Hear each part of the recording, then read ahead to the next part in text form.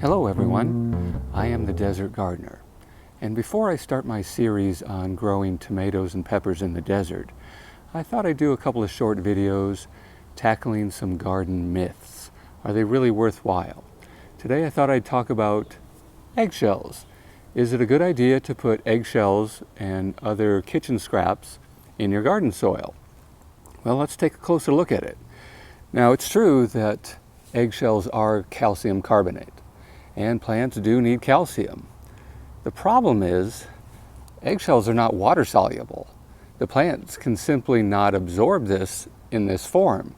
Even if you use a machine that grinds it into a really fine powder, your plants could still not absorb it.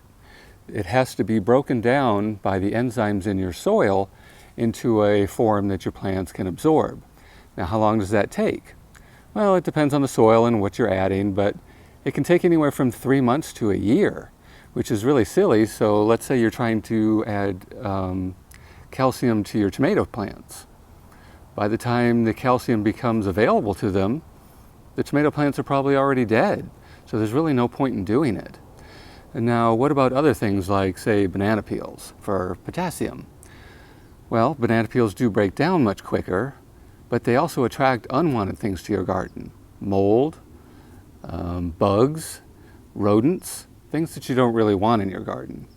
So I really think this myth is busted. You shouldn't be doing that. What you should be doing is taking your kitchen scraps and putting it in a composter like this one here.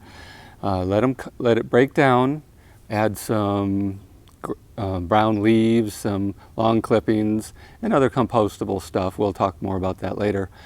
And at the end of the year, or at the beginning of next year, you can spread that in your garden. Your plants will love that. But keep this for breakfast.